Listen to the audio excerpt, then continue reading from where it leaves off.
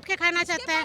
मेरे पास 100 बीघे जमीन है और खेत में काम करो, मजदूर नहीं मिलते हमें वहाँ काम करने के लिए। तो मतलब कोई मेहनत करना नहीं चाह रहा। नहीं करना चाहते। स्किल्स डेवलपमेंट कराओ ना, इसलिए रोजगार नहीं है। मोदी जी क्या करेंगे इसमें? रोजगार और नौकरी में फर्क है ना सर। अब नौकरी मोदी जी आकर देंगे क्या? मोदी जी कहेंगे भैया आपने बीटेक कर लिया, मेरे ऊपर बड़ा कृपा करा आपने, आ जाओ पीएमओ संभाल लो। मोदी जी कहेंगे क्या ये? जाता बोलता बोलता सीधा है। उल्टा सीधा बोल रहे हैं। और क्या उल्टा सीधा बोल रहे हैं। क्या स्टेटमेंट दिया था उन्होंने, वो आटे का रेट इतने रुपए लीटर लीटर क्या होता है और किलो क्या होता है। अच्छा, योगी जी को लेकर राहुल गांधी जी टिप्पणी करते हैं, उनको ठग बताते हैं कि योगी जी सामान्य से ठग हैं। योगी जी ठग हैं? राहुल गांधी जी? राहुल गांधी जी यार राहुल गांधी जी को इतना सीरियस क्यों लेते हो आप? भारत जोड़ो यात्रा की है उन्होंने। यार क्या बात कर रहे हो आप? भारत जोड़ो यात्रा। यात्रा में उनके झंडे का रंग सही नहीं था। मैं दिखाऊं आपको फोटो, हर जगह पे जहाँ पे उनके बैनर लगे हुए थे उनके झंडे का, उन्होंने हमारे देश का अपमान नहीं किया।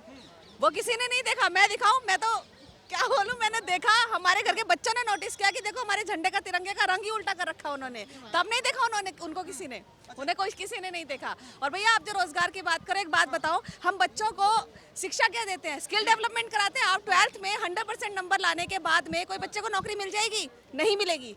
जाके बोलेंगे ना कंपनी वाले कि आपकी स्किल्स क्या है। आपने 100% मार्क्स लाए, ठीक है, बट आपकी स्किल्स क्या है? बता सकते हो आप स्किल्स? नहीं पता। 12 साल बच्चा जाता है स्कूल में, उसके बाद में 100% नंबर लाने का तो उसकी स्किल्स पूछी जाती हैं। तो पढ़ा क्यों रहे हो स्कूल में? स्किल्स डेवलपमेंट कराओ ना, इसलिए रोजगार नहीं है। मोदी जी क्या करेंगे इसमें? अरे मोदी जी का दोस्त है, मोदी जी रोजगार नहीं दे रहे। अब हाँ जी, पॉपुलेशन इतनी है, पॉपुलेशन, वही बात है ना, पॉपुलेशन इतनी है, रोजगार किस किस को मिलेगा? मेहनत मोदी जी रोजगार नहीं दे रहे, मोदी जी देना नहीं चाहते। मैं कह तो रही हूँ, 100% नंबर लाने के बाद में बच्चे जाता है नौकरी लेने, क्यों नहीं मिलती उसे नौकरी? कोई पूछता है इस बात को? नहीं, मेहनत करना कोई नहीं चाहता, हर कोई फ्री में बैठ के खाना चाहता है। मेरे पास 100 बीघे जमीन है और खेत में काम करो, मजदूर नहीं मिलते हमें वहाँ काम करने के लिए। तो मतलब कोई मेहनत करना नहीं चाह रहा। नहीं करना चाहते।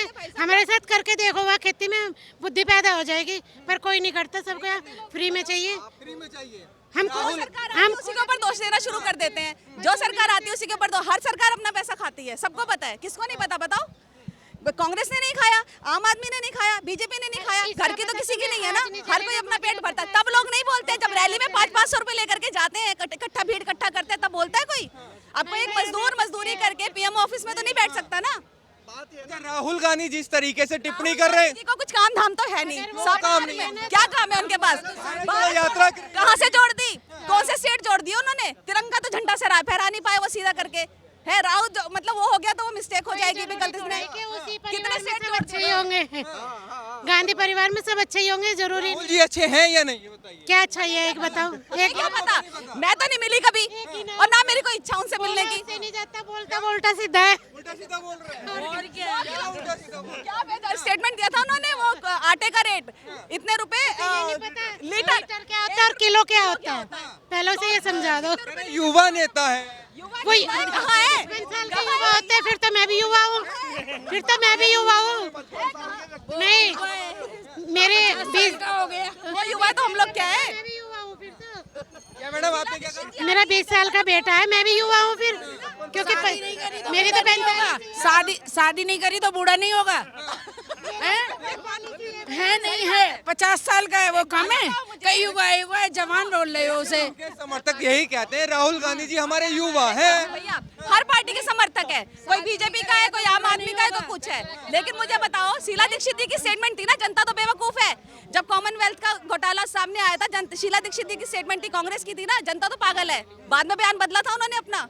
तो हर पार्टी अपना अपना देखती है भाई साहब, वो एक अलग मैटर है। यहाँ पे जो शिक्षा की बात कर रहे हैं, ये जो रोजगार की बात कर रहे हैं ना, रोजगार ऐसे नहीं आता है, रोजगार अपनी स्किल से आता है।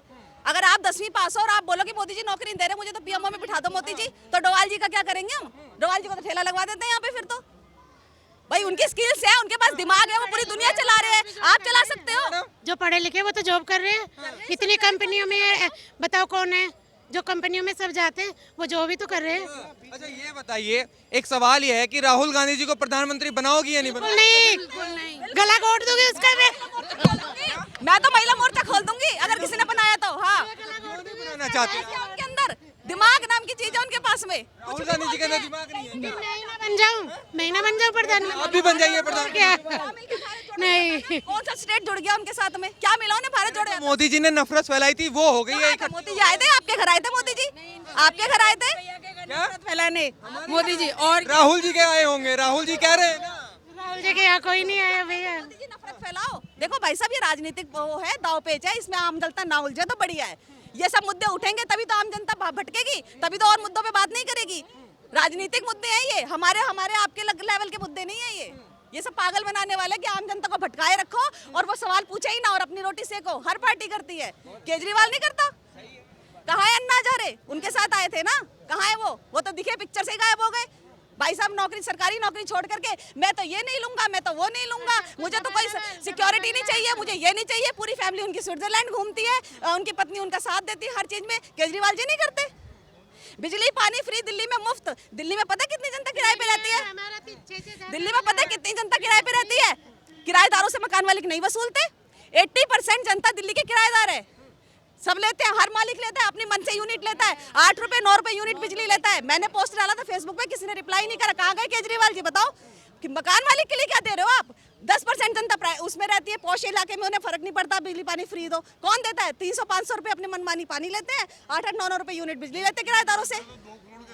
अच्छा ये बताइए तो फिर 2024 में कौन आ रहा है? तो मैं आऊंगी, मैं आप बनेंगे? मैं लूंगी इलेक्शन, मैं इलेक्शन लूंगी। मोदी जी या केजरीवाल जी? मोदी जी या केजरीवाल जी या राहुल जी? राहुल क्या आएगा?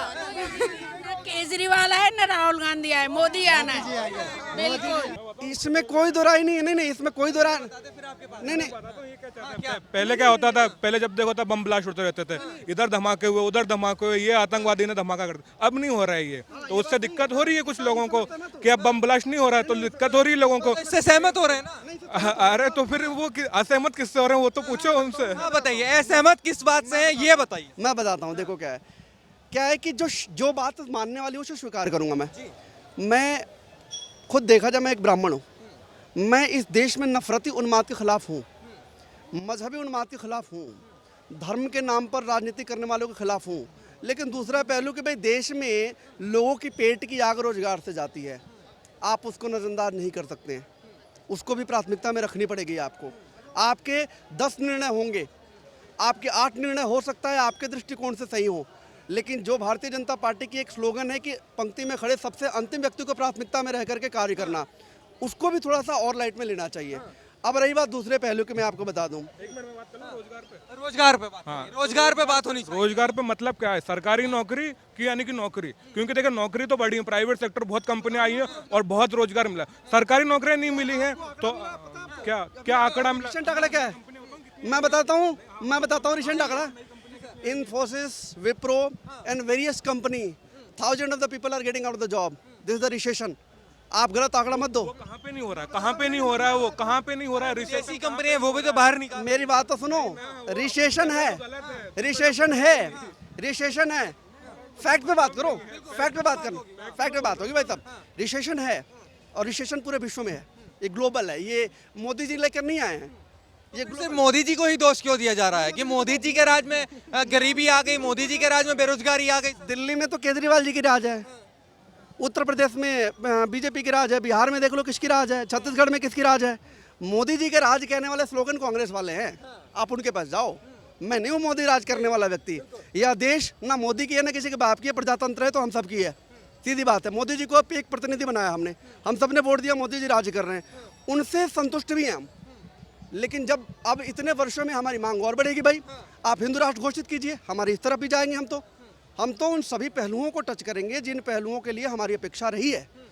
बहुसंख्यक समाज होने के नाते जितनी भी हमारी अपेक्षाएं हैं उस पर चर्चा करेंगे। बिल्कुल चर्चा होनी चाहिए, करेंगे हम, हर बात पर सहमत होंगे। जहां गलत होंगे मोदी जी वहां गलत बोलेंगे, सही बात है ना।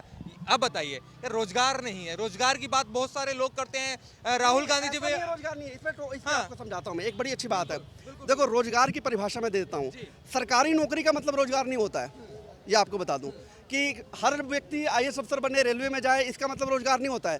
रोजगार का मतलब होता है कि प्रतिदिन चर्चा में करने वाले कोई भी ऐसे कार्य जिससे हमारा पेट पले, तो वो है। अगर आप स्किल्स हो तो आपके पास अपॉर्चुनिटी है, but we can not compare to the America. अगर एलन मस्क इंडिया के किसी गांव में पैदा हुआ रहता तो एलन मस्क नहीं बनता, क्योंकि वहाँ का सिस्टम है, वहाँ की फाइनेंशियल इंस्टीट्यूशन है।